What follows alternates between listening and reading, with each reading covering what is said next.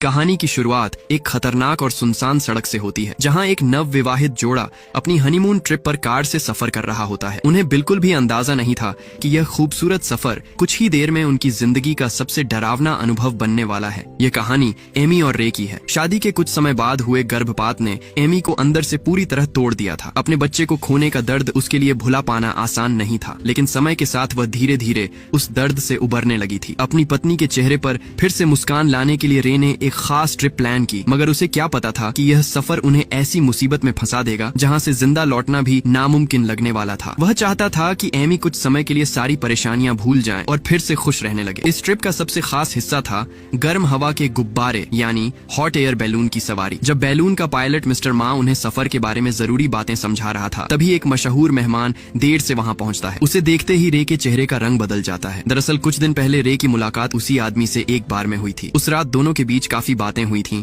और वह मुलाकात रे भूल नहीं पाया था। अब अचानक उसी आदमी को अपने सामने देखकर रे घबरा जाता है। उसे डर था कि कहीं कोई ऐसी बात सामने ना आ जाए जिसे वह छिपाना चाहता था। इसी वजह से वह इस सफर को बीच में ही छोड़ने का सोचने लगता है। रे एमी से कहता है, मुझे कुछ ठीक नहीं लग रहा, शायद हमें यह सफर यहीं छोड़ देना चाहिए। लेकिन एमी को इन सब बातों के बारे में कुछ भी पता नहीं था। वह इस ट्रिप को लेकर बहुत उत्साहित थी और किसी भी हालत में इसे छोड़ना नहीं चाहती थी। एमी का मूड अब काफी अच्छा हो चुका था। मिस्टर मा ने भी भरोसा दिलाया कि वह सफर के दौरान सबका पूरा ध्यान रखेंगे। अब रे के पास कोई और रास्ता नहीं था। सारी तैयारी पूरी होने के बाद और वजन को बराबर बांटने के बाद हॉट एयर बैलून धीरे धीरे जमीन से ऊपर उठने लगा। तभी रे जल्दी से एना के पास गया और धीमी आवाज में बोला, तुम्हारे पास फोन है, अभी पैसे ट्रांसफर कर देता हूँ, बस ये मामला यहीं खत्म कर दो ताकि हम आराम से सफर कर सकें। तब पता चलता है कि एना एक चालाक और पेशेवर ठग थी। उसने पहले से ही रे को अपना निशाना बना रखा था। क्योंकि रे एक बड़ी कंपनी का मालिक था, इसलिए एना उससे पैसे ऐंठना चाहती थी। एना ने कहा कि उसे सिर्फ 5 लाख युआन चाहिए। वह ऐसे बात कर रही थी जैसे यह रकम उसके लिए बहुत छोटी हो, लेकिन रे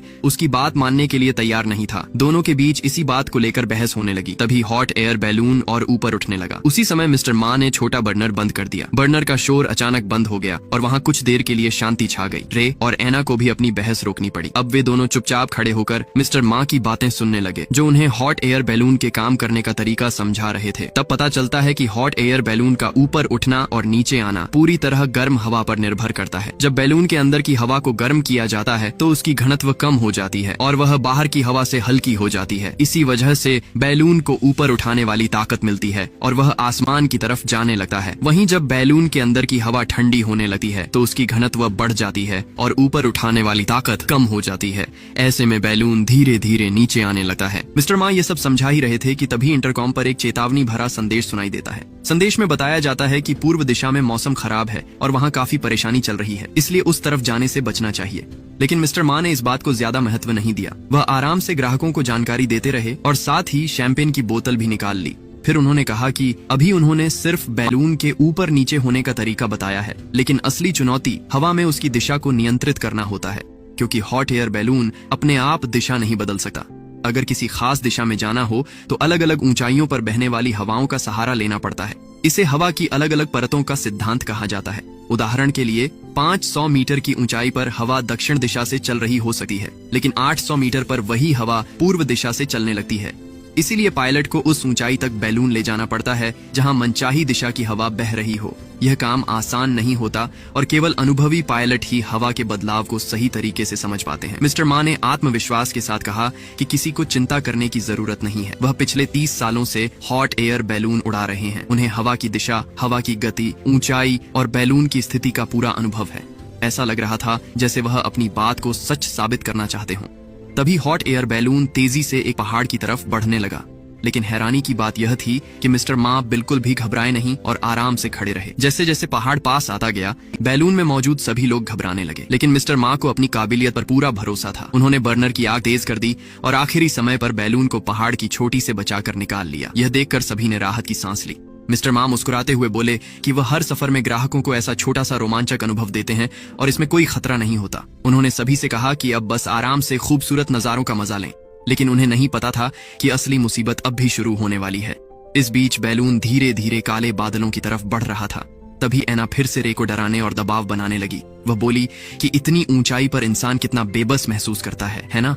तभी आसमान में जोरदार गरज सुनाई दी और मौसम और भी खराब लगने लगा। दूसरी तरफ एमी इन सब बातों से अनजान थी। वह खुशी खुशी फोटो खिंचवाने में लगी हुई थी। उसने मिस्टर मा से उनकी तस्वीर लेने को कहा। मिस्टर मा को तभी कुछ अजीब महसूस होने लगा, लेकिन वह कुछ पूछ पाते उससे पहले एमी ने उन्हें तस्वीर लेने में व्यस्त कर दिया। इसी मौके का फायदा उठाकर एना ने रे पर दबाव और बढ़ा दिया। उसने पहले फोन पर उसे धमकाया और फिर फोटो दिखाने के बहाने उसे कुछ संदेश दिखाए, लेकिन रे ने सब कुछ देखकर भी खुद को शांत रखा और सामान्य तरीके से तस्वीर खिंचवाता रहा। यह देखकर एना का धैर्य टूटने लगा। वह बार बार रे को धमकाने लगी, लेकिन रे उसकी बातों को समझने से इनकार करता रहा। तभी एमी को शक होने लगा और वह उनसे सवाल पूछने लगी। उसी समय एक सुनहरा बाज उनके ऊपर से उड़ता हुआ निकला। मिस्टर मा ने माहौल हल्का करने के लिए कहा कि इतनी नजदीक से ऐसा दृश्य बहुत कम देखने को मिलता है, लेकिन एना अब और इंतजार नहीं करना चाहती थी। उसने कहा कि इस सफर को जल्दी खत्म किया जाए। मिस्टर मा ने जवाब दिया कि वे आधे घंटे में सुरक्षित नीचे पहुंच जाएंगे, लेकिन पहाड़ों के बीच होने की वजह से तुरंत उतरना संभव नहीं था। यह सुनकर एना पूरी तरह अपना आपा खो बैठी। उसने सबके सामने रे का सामना किया और उस पर गंभीर आरोप लगाने लगी। रे हैरान रह गया, जबकि एमी अपने पति को शक भरी नजरों से देखने लगी। कुछ ही देर में तीनों के बीच जोरदार बहस शुरू हो गई। जब एना बातों से अपनी बात मनवा नहीं पाई तो उसने रे की शर्ट खींचकर उतार दी। उसने दावा किया कि वह उसके शरीर पर मौजूद एक खास निशान के बारे में जानती है और यह साबित करता है कि दोनों पहले मिल चुके हैं। लेकिन चालाक रे ने तुरंत सफाई दी कि शायद उसने उसकी सोशल मीडिया तस्वीरों में वह निशान देख लिया होगा। इस दौरान मिस्टर मा चुपचाप सब कुछ देख रहे थे। अपने लंबे अनुभव से वह जानते थे कि ऐसे झगड़ों में पड़ना ठीक नहीं होता। उनका काम सिर्फ बैलून को सुरक्षित उड़ाना था, लेकिन उन्हें नहीं पता था कि कुछ ही पल में वह भी इस झगड़े का हिस्सा बनने वाले हैं। बैलून की ऊंचाई संभालते समय उनका ध्यान कुछ देर के लिए हट गया। तभी गुस्से में भरी एना ने बैलून के जरूरी उपकरणों के साथ छेड़छाड़ कर दी। जब मिस्टर मा ने उसे रोकने की कोशिश की तो वह और ज्यादा उग्र हो गई। हालात तेजी से बिगड़ने लगे। नीचे गहरी खाई और बादलों का समुद्र दिखाई दे रहा था। तभी एमी को पहली बार एहसास हुआ कि वे कितनी खतरनाक ऊंचाई पर हैं। मिस्टर मा ने उसे शांत रहने के लिए कहा और समझाया कि सबसे जरूरी बात सुरक्षित तरीके से नीचे उतरना है, लेकिन तब तक स्थिति पूरी तरह नियंत्रण से बाहर हो चुकी थी। एना और रे के बीच हाथापाई शुरू हो गई। यह देखकर मिस्टर मा भी उनकी मदद के लिए आगे बढ़ गए और बैलून के अंदर अफरा तफरी मच गई। तीनों ने मिलकर एना को रोकने की कोशिश की, लेकिन हाथापाई बहुत ज्यादा बढ़ गई थी। बैलून की टोकरी एक तरफ झुकने लगी और संतुलन बिगड़ गया। हालात खराब होते देखकर मिस्टर मा को पीछे हटना पड़ा। अच्छी बात यह थी कि एना की ताकत ज्यादा नहीं थी। संघर्ष के दौरान उसके हाथ से चाकू नीचे गिर गया, लेकिन उसने हार नहीं मानी। उसने तुरंत दूसरा नुकीला औजार उठाया और फिर हमला करने की कोशिश की। मिस्टर मा और रे उसे रोकने के लिए आगे बढ़े। इसी धक्का मुक्की में बैलून की दीवार के पास लगी ईंधन की पाइप कट गई। पाइप कटते ही बड़ी मात्रा में ईंधन बाहर निकलने लगा। तभी लड़ाई के दौरान गलती से आग जलाने वाला बटन दब गया। अगले ही पल बाहर निकला ईंधन आग पकड़ गया और जोरदार धमाके के साथ लपटें फैल गईं। एना सबसे करीब थी, इसलिए वह सीधे आग की चपेट में आ गई। उसका शरीर बुरी तरह झुलस गया। सौभाग्य से बैलून में सुरक्षा उपकरण मौजूद थे। एमी और मिस्टर मा ने तुरंत फायर एक्सटिंग्विशर उठाया और आग बुझाने लगे। कुछ देर की कोशिश के बाद आग पर काबू पा लिया गया, लेकिन किसी ने ध्यान नहीं दिया कि आग की वजह से बैलून के कुछ हिस्से कमजोर हो चुके थे। नीचे की लकड़ी भी कई जगह से टूटने लगी थी। हालांकि आग बुझ गई थी, लेकिन खतरा अभी खत्म नहीं हुआ था। एना का शरीर काफी जल चुका था और बैलून की एक जरूरी रस्सी भी आग में टूट गई थी। इसके कारण बैलून को सुरक्षित नीचे उतारना लगभग नामुमकिन हो गया। आग से पैदा हुई गर्मी की वजह से बैलून और ऊपर उठने लगा। मिस्टर मा खतरे की परवाह किए बिना ऊपर चढ़ गए, क्योंकि बैलून अब इतनी ऊंचाई पर पहुंच रहा था जहां ऑक्सीजन की मात्रा तेजी से कम होने लगती है। अगर बैलून इसी तरह ऊपर जाता रहता तो सभी की जान खतरे में पड़ सकती थी।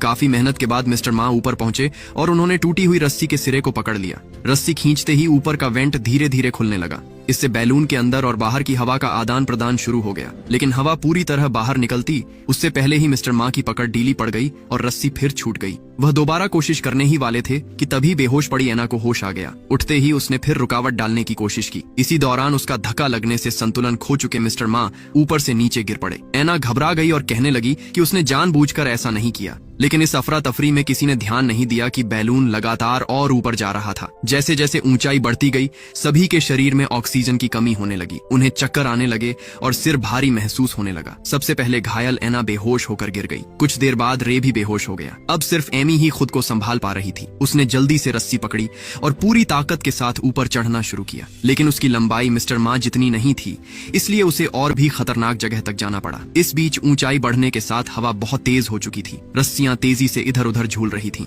एमी अपनी पूरी ताकत लगाकर ऊपर पहुंचने की कोशिश कर रही थी, लेकिन उसका शरीर धीरे धीरे जवाब देने लगा। एक पल ऐसा आया जब उसका हाथ छूट गया और वह नीचे गिरने लगी। सौभाग्य से गिरने का झटका उसे होश में ले आया और उसने तुरंत दोबारा रस्सी पकड़ ली। कुछ देर बाद वह नीचे की तरफ आई और अपने हाथ में मौजूद रस्सी को टूटी हुई रस्सी के साथ बांध दिया। आखिरकार बैलून फिर से नियंत्रित होने लगा और उसके ऊपर नीचे जाने पर काबू पाया जा सका। अब एमी को अपने पति की चिंता हुई। ऑक्सीजन मिलने के बाद रे को भी धीरे धीरे होश आने लगा, लेकिन वे अभी भी आसमान में थे। फोन में कोई सिग्नल नहीं था और बैलून को सही तरीके से नीचे उतारना भी आसान नहीं था। फिर भी रे ने अपनी चिंता छोड़कर सबसे पहले एना को रस्सियों से बांध दिया ताकि वह दोबारा कोई मुसीबत खड़ी न कर सके। इसके बाद रे ने एक कपड़ा उठाकर एना के मुंह पर बांध दिया ताकि वह लगातार चिल्लाकर परेशानी न बढ़ाए। इस दौरान एना को भी होश आ गया। अब खतरा कुछ समय के लिए टल चुका था, लेकिन एमी के मन में फिर से शक पैदा होने लगा। तब रे ने उसे समझाने की कोशिश की। उसने सोशल मीडिया पर मौजूद एक पुरानी तस्वीर दिखाई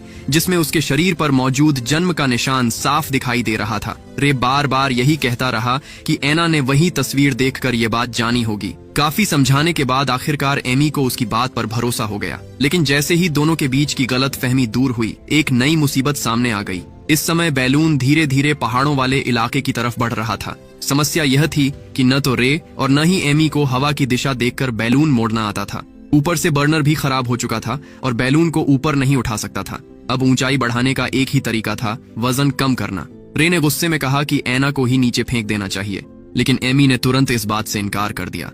उसकी जगह दोनों ने भारी ऑक्सीजन सिलेंडर नीचे फेंकने शुरू कर दिए, लेकिन उन्हें पता नहीं था कि आग में जली हुई लकड़ी धीरे धीरे कमजोर हो रही थी। लगातार 3 ऑक्सीजन सिलेंडर फेंकने के बाद भी बैलून थोड़ा ही ऊपर जा पाया। इतनी ऊंचाई नहीं मिली कि पहाड़ से टकराने का खतरा टल सके। आखिरकार एमी ने कहा कि कम से कम एक सिलेंडर बचाकर रखना चाहिए, क्योंकि आगे उसकी जरूरत पड़ सकती है। अब दोनों सिर्फ देखते रह गए, क्योंकि पहाड़ लगातार करीब आता जा रहा था। तभी किस्मत ने उनका साथ दिया। एक ऑक्सीजन सिलेंडर पहाड़ से टकराने के बाद सीधे नीचे नहीं गिरा, बल्कि हवा के साथ लुढ़कता चला गया। लेकिन उसी दौरान एक नुकीले पत्थर से टकराकर सिलेंडर में छोटा सा छेद हो गया। राहत की बात यह थी कि छेद बहुत बड़ा नहीं था और उड़ान पर ज्यादा असर नहीं पड़ा। थोड़ी राहत मिलने के बाद एमी ने पानी पीकर खुद को संभाला। फिर उसने एना के मुंह से कपड़ा हटाया और उसे भी पानी दिया। दूसरी तरफ रे अब भी समझ नहीं पा रहा था कि एना उससे इतनी नफरत क्यों करती है, लेकिन एना ने कोई जवाब नहीं दिया और सिर्फ उसे कोसती रही। तभी दोनों की नजर सामने फैले घने बादलों पर पड़ी। उन्हें कुछ दिखाई नहीं दे रहा था और दिशा पर भी कोई नियंत्रण नहीं था। मजबूरी में बैलून सीधे उस घने कोहरे के अंदर चला गया। इसी दौरान एना की नजर अपने पैरों के पास पड़े उस चाकू पर पड़ी जो पहले लड़ाई में गिर गया था। उसने चुपचाप चाकू उठा लिया और रस्सियां काटने लगी। फिर उसने आखिरकार अपनी नफरत की वजह बताई। उसने कहा कि कुछ दिन पहले रे ने अपनी कंपनी में बड़े स्तर पर कर्मचारियों की छंटनी की थी। उन लोगों में उसका पिता भी शामिल था। उसके पिता ने नौकरी बचाने की बहुत विनती की थी, यहाँ तक कि कम पैसे में काम करने के लिए भी तैयार थे, लेकिन रे ने उनकी बात नहीं मानी। निराश होकर उसके पिता ने बंदूक निकाल ली थी। उस समय रे ने उनसे गोली न चलाने की गुहार लगाई थी और कहा था कि उसकी पत्नी का हाल ही में गर्भपात हुआ है और उसे उसकी जरूरत है। आखिरकार उन्होंने किसी और को नुकसान नहीं पहुंचाया, लेकिन खुद को गोली मारकर अपनी जान दे दी। रे ने सफाई देते हुए कहा कि उसने यह फैसला कंपनी और बाकी कर्मचारियों को बचाने के लिए लिया था। उसके पिता को अच्छा मुआवजा भी मिला था और इतना बड़ा कदम उठाने की जरूरत नहीं थी। रे की यह बात सुनकर एना फिर से भड़क गई। गुस्से में उसने अचानक चाकू से उस पर हमला कर दिया। सौभाग्य से वार सीधे जानलेवा नहीं था और सिर्फ उसके कंधे पर चोट लगी। ये देखकर एमी तुरंत बीच में आ गई। वह एना को शांत करने लगी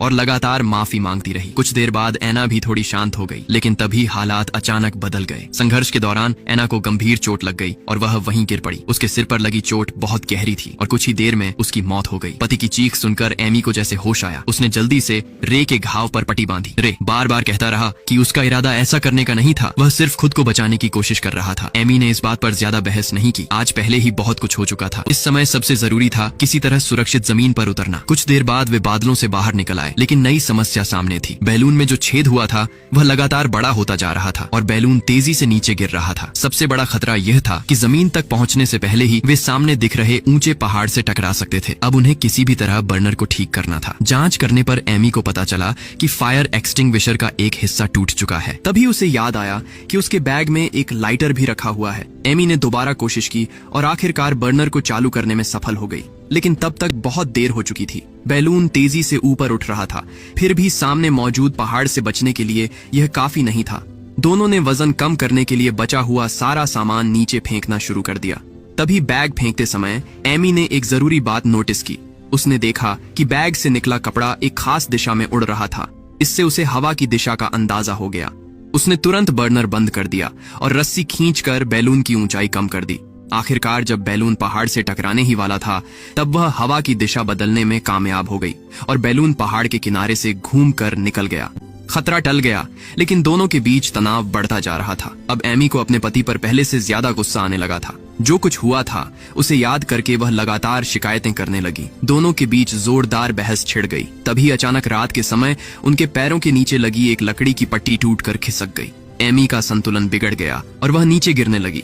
तभी उसे अपने पति की आवाज सुनाई दी। उसने पलट कर देखा, लेकिन उसके कंधे में चोट थी और वह ठीक से ताकत नहीं लगा पा रही थी। हालात और भी खतरनाक हो गए। रे ने जल्दी से एक रस्सी नीचे फेंकी। एमी ने पूरी ताकत लगाकर उसे पकड़ लिया। धीरे धीरे रे उसे ऊपर खींचने लगा। काफी संघर्ष के बाद वह वापस सुरक्षित टोकरी में आ गई, लेकिन इस बार एमी के मन में अपने पति के लिए कोई भरोसा नहीं बचा था। ऐना की मौत और पहले की सारी सच्चाइयों ने उनके रिश्ते को लगभग खत्म कर दिया था, लेकिन उन्हें अभी यह नहीं पता था कि सबसे बड़ा खतरा अभी बाकी है। कुछ ही देर बाद आसमान में तेज बिजली चमकी और जोरदार गरज सुनाई दी। दोनों ने ऊपर देखा और समझ गए कि वे एक खतरनाक तूफानी बादल के पास पहुंच चुके हैं। उन्होंने बर्नर चालू करके ऊंचाई बढ़ाने और दिशा बदलने की कोशिश की, लेकिन बैलून में बने छेद लगातार बड़े हो रहे थे। अंदर की गर्म हवा टिक ही नहीं पा रही थी। अब उनके पास एक ही रास्ता बचा था। उन्हें जान जोखिम में डालकर ऊपर चढ़ना था और फटे हुए हिस्से को दोबारा बांधना था।